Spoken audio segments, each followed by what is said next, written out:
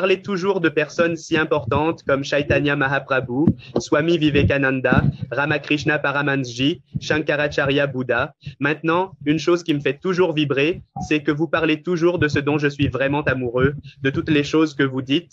Mais le problème ici, c'est que lorsque j'explorais ces choses, j'étais un peu dans un état d'euphorie. Maintenant, je sais cela. Maintenant, j'en sais plus à ce sujet. Et quand je suis arrivé aux Upanishads, quand je suis arrivé à l'Advaita, c'était le moment où l'euphorie était terminée, comme s'il n'y avait plus rien à savoir. Comme vous l'avez dit, après les Upanishads, quand vous connaissez les choses sur les Upanishads, il n'y a en fait plus rien à savoir. Et les Upanishads ont également dit cela. Et quand je connaissais toutes ces choses, à ce moment-là, j'étais célibataire. Pas célibataire, désolé. Je pense que c'est le mauvais mot. Mais je vivais la célibat. J'étais un brahmacharya, comme vous l'avez dit. Comme celui qui est amoureux de Brahm et qui n'a rien à voir avec le corps, ou vous savez, avec les choses sexuelles, mais qui est amoureux de Brahm, c'est pourquoi il n'est pas capable de prendre le temps. Et à ce moment-là, je pensais être cette personne, mais maintenant que tout cela est terminé. Et vous savez, j'ai lu cela et si je regarde l'une de vos vidéos, je reçois le même message.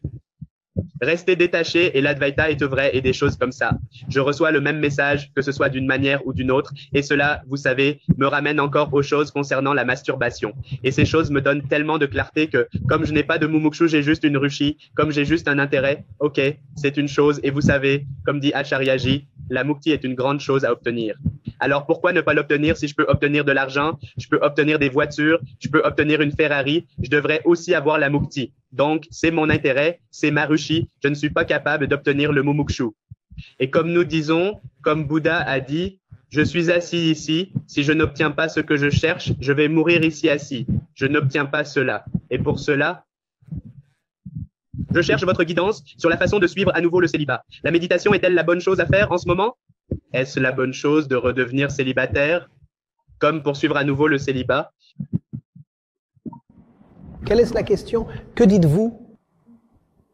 Quand j'ai commencé à regarder vos vidéos, je suis devenu un brahmachari et j'ai regardé vos vidéos. Répondez à mes questions.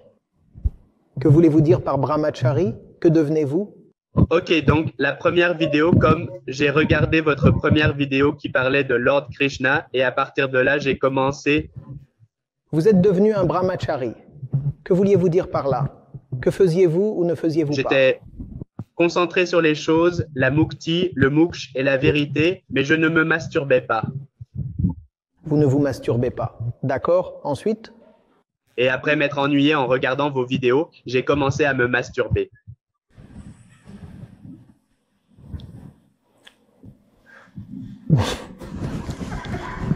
C'est la manière la plus simple de le dire. Désolé pour ça.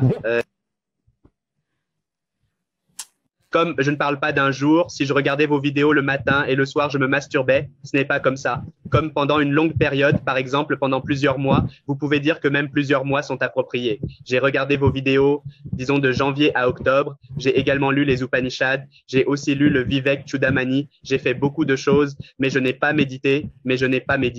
D'accord. Mais j'ai fait tout le reste, comme vous avez dit, le Jnana Yoga, et comme j'ai fait beaucoup de choses, comme je ne l'ai pas fait, mais j'ai écouté beaucoup de choses de vous, ainsi que d'autres personnes qui enseignent l'Advaita particulièrement. Et après ça, c'était fini. Maintenant, j'ai commencé à me masturber. J'avais le temps, donc je me suis masturbé. Donc maintenant, ce qui me vient à l'esprit, c'est Kartik, tu n'as pas médité, peut-être que c'est la faute. Tu n'avais pas cette chose, comme tu n'as pas médité, peut-être que c'est la faute. Alors maintenant, commence à méditer et encore, comme est-ce la bonne chose à faire? Encore une fois, parce que je ne suis pas capable de, vous savez, c'était mon intérêt. Je ne regardais pas de séries web, je regardais vos vidéos. Donc, pendant que vous regardiez les vidéos, vous ne vous êtes pas masturbé, puis vous vous êtes lassé au bout de quelques mois. Et puis vous avez commencé à vous masturber et maintenant vous dites que vous voulez commencer avec des méthodes de méditation. Est-ce là votre position? C'est la position. Je veux dire, pourquoi est-ce si important, tout d'abord? Pourquoi en parlons-nous?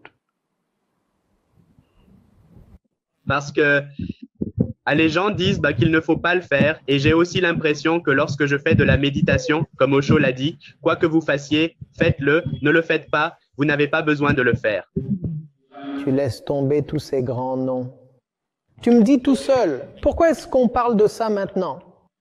Il y a tellement de choses à dire. Pourquoi parlez-vous de masturbation? Et parce que je pense qu'il y a de meilleures choses à faire que je ne fais pas, comme les choses que vous avez dites, comme vous avez dit que ce sont des frissons bon marché. Vous devez aller vers le plus grand frisson, le plus grand niveau de vérité où vous pouvez obtenir le plus grand niveau de vérité. Alors la question doit être l'absence du grand, n'est-ce pas? Quand la grande chose n'est pas là, alors vous dites que vous allez vers des sensations bon marché, n'est-ce pas? Et vous parlez tellement de sensations bon marché. Pourquoi ne parlez-vous pas de l'absence de la grande chose? Peut-être parce que vous dites qu'on ne peut pas l'atteindre, comme si vous ne pouviez rien faire pour l'atteindre. Tu ne peux rien faire pour L'atteindre, comme tu dis, genre, oh, le grand. chose. La grande chose ne consiste pas à atteindre la grande chose. La grande chose consiste à combattre ce qui te tient éloigné du grand. Ce combat est très réel et il faut le mener, non? Mais si je ne peux pas l'obtenir, pourquoi devrais-je me battre? Oui, si vous dites cela, alors pourquoi devrais-je avoir besoin de cela, comme c'était l'expérience? Cela s'appelle l'amour. C'est ce qu'on appelle l'amour. On ne peut pas jamais l'avoir entièrement, complètement, mais ça vaut toujours la peine de se battre. Et lorsque vous vous plongez dans le combat, vous ne vous souciez pas de ces petites choses. Attention, je ne dis pas que ces petites choses s'arrêteront complètement. Ce que je dis, c'est que vous ne vous en soucierez pas au point de les considérer comme la chose la plus importante de votre vie, lors d'une discussion comme celle-ci. Pour moi, c'est comme demander. Monsieur, je me cure le nez trop souvent. Que dois-je faire? Ou que mes cheveux ont beaucoup de pellicule. Que dois-je faire? Tu te cures le nez plusieurs fois par jour. Pourquoi devrais-je m'en soucier? Il y a un autre organe qui pend dans votre corps. Vous jouez avec 2 fois par jour. Ah, pourquoi devrais-je m'en soucier? Où est le problème? La chose est quand vous êtes dans le bon effort. Alors ces choses cessent d'avoir de l'importance pour vous. Et j'ai dit que ça ne comptait plus, je n'ai pas dit que ces choses s'arrêtaient. Elles continueront parce que vous avez un corps de chimpanzé. Et nous savons très bien que les singes se masturbent. De nombreuses espèces le font. Ah, c'est donc une réalité biologique. Et il faudra un certain temps avant. Tu es libéré de ton moi biologique. Jusqu'à ce moment-là, vous continuerez à vous comporter comme le singe. Et la masturbation fait partie de ce comportement. C'est ainsi que vous cesserez de vous en soucier. Et quand vous cesserez de vous en soucier, on s'aperçoit souvent que vous ne vous souciez plus non plus de le faire. Quand vous arrêtez de s'intéresser à la masturbation comme si c'était une chose énorme, alors il arrive souvent que l'on cesse aussi de s'intéresser à la masturbation. Parce que ce n'est pas important. Quand ce n'est pas important, alors cela cesse d'être très enchanteur. Pourquoi se tourner vers cette activité qu'est la masturbation? Parce qu'il y a une certaine attirance ou un certain charme, n'est-ce pas? C'est ce même charme qui vous fait poser cette question, n'est-ce pas? Cette question est en quelque sorte, vient du même point de votre masturbation. Lorsque vous vous masturbez sur votre lit ou ailleurs, vous pensez que la masturbation est importante, donc vous vous masturbez, n'est-ce pas? En ce moment, tu penses encore que la masturbation est très importante, c'est pourquoi tu poses cette question. Vous devez mener le grand combat d'une manière si complète que tu arrêtes de penser que la masturbation est importante. Lorsqu'elle n'est plus importante, on s'aperçoit souvent qu'il n'est même plus important de la pratiquer. Important, il peut en rester un peu, mais il ne faut pas s'en préoccuper. Mais s'il vous plaît, n'utilisez pas mes paroles comme une licence pour se livrer à des excès sexuels. n'est-ce pas? Abandonne-toi à la bonne chose et tu oublieras toutes ces excitations futiles. Et si une partie qui subsiste encore, ne vous inquiétez pas trop. Qu'est-ce que tu peux faire? Vous êtes un singe. Le singe a un pénis. Vous êtes né avec hein. Est-ce que tu l'obtiens? Rappelle-toi, quelle importance peut-on donner à se curer le nez?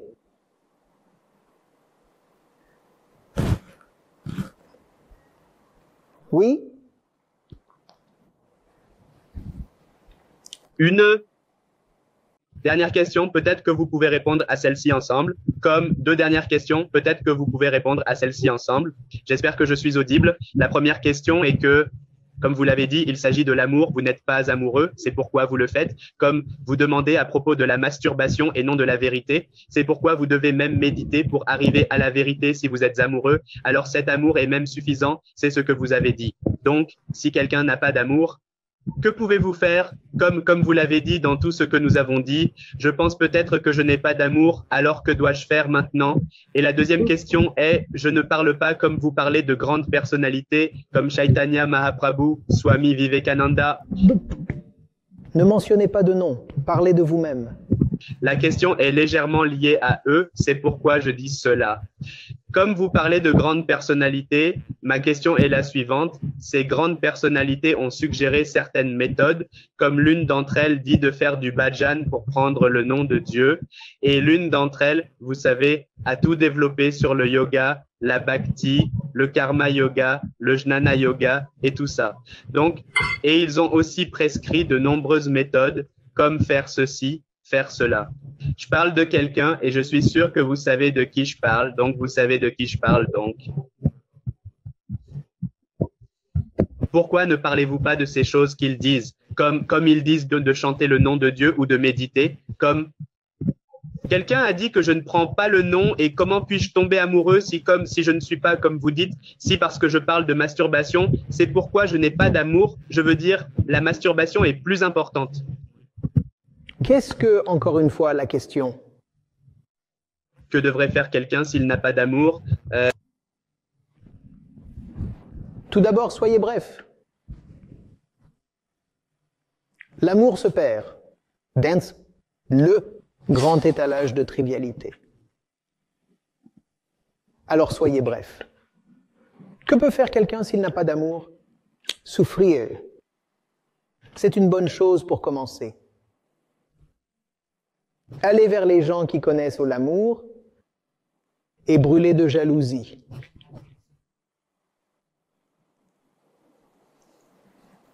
Voyez ce que vous manquez.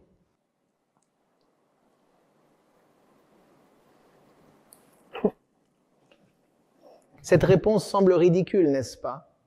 Un maître spirituel prône la jalousie. Oui, c'est vrai.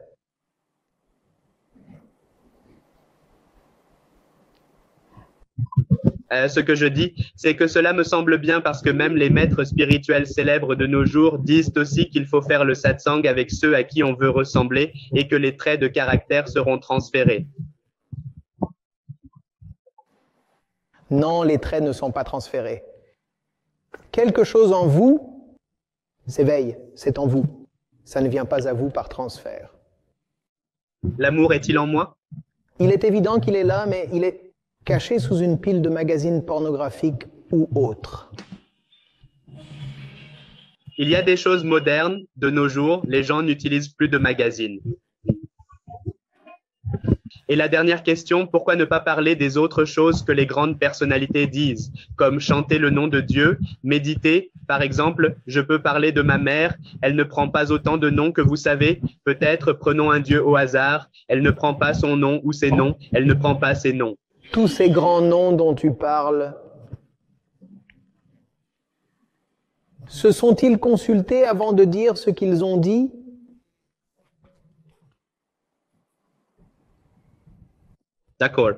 D'accord, mais Swami Vivek, mais l'un d'entre eux a consulté son gourou et tu sais, il lui a prescrit de faire ceci ou cela.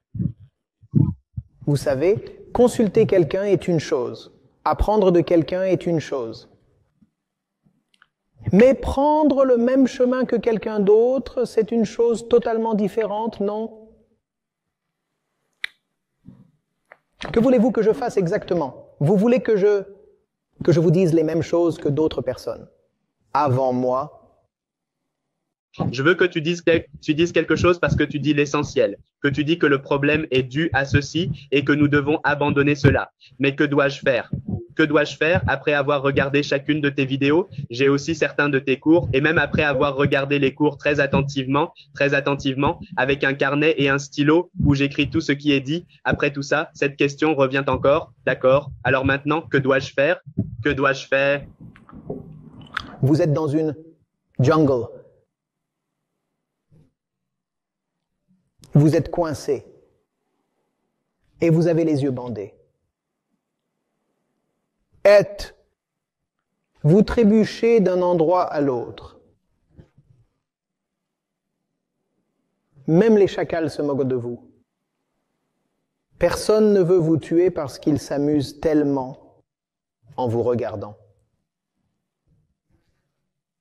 Imaginez un lion qui pousse un grand cri de rire et que quelqu'un vienne et vous enlève votre bandeau et vous vous demandez alors ce que je dois faire, ce que je dois faire, ce que je dois faire. Maintenant, il y a le soleil et la lumière dans vos yeux. Vous avez toujours besoin de quelqu'un pour vous dire quoi faire? C'est ce qu'est Niti Niti. Elle enlève les œillères. Et par la suite, c'est une insulte si vous avez encore besoin qu'on vous dise quoi faire. En fait, je devrais faire ce que je veux. Je peux faire n'importe quoi si je le fais. C'est ça, la liberté, ce n'est pas que tu puisses faire n'importe quoi. La liberté, c'est être capable de faire ce qu'il faut parce que l'on voit maintenant que l'on peut faire ce qu'il faut. Le Vedanta ne s'impose pas à vous. Il vous laisse libre. Il ne vous demande même pas de porter le Vedanta avec vous. Le Vedanta dit « Sois libéré et oublie tout, y compris le Vedanta. » Sois libéré, c'est tout. Mais vous demandez ce que je ferai après la libération? Que ferai-je après avoir retrouvé la vue? C'est à vous de décider ce que vous ferez. Pourquoi quelqu'un devrait-il s'en mêler? Le Vedanta est le summum du libéralisme. C'est vous qui décidez. Mais vous aimez qu'on vous le dise. Vous aimez qu'on vous tienne la main. Un maître céleste devrait venir vous montrer le chemin. Vous voyez, vous devriez danser comme ceci. Vous vous rasez la tête et vous commencez à danser. Maintenant, vous êtes heureux. On m'a donné quelque chose à faire. Quelqu'un vient et dit de se débarrasser de ses vêtements et de se promener. Comme un corbeau croissant son chemin vers l'illumination. Et maintenant, vous êtes heureux. On m'a dit quelque chose à faire. Le Vedanta est pour vraies personnes et qui n'aiment pas qu'on leur dise quoi faire. Le Vedanta est fait pour les personnes fortes. Pour utiliser une expression sexiste, le Vedanta est fait pour les vrais hommes. Et tous les autres appels spirituels, soi-disant, sont pour les garçons. Le Vedanta est réservé aux hommes. Maintenant, je vais fâcher beaucoup de mes camarades féminines, donc je présente mes excuses à l'avance. Quand je parle d'hommes, je me réfère à Purush, la conscience pure. Et cette conscience pure est potentiellement présente chez les femmes aussi. Ainsi, lorsque je dis que le Vedanta est pour les hommes, j'ai en fait dit que le Vedanta est pour les vrais hommes et les vraies femmes. Cela me fait mal au cœur. Pourquoi dois-je m'expliquer à chaque fois? C'est comme si je m'excusais. Vous ne comprenez pas mon vocabulaire et je dois expliquer à chaque fois.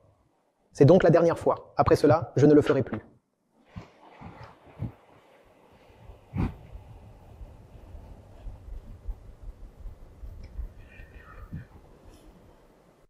Merci beaucoup. Merci beaucoup, Acharya Ji.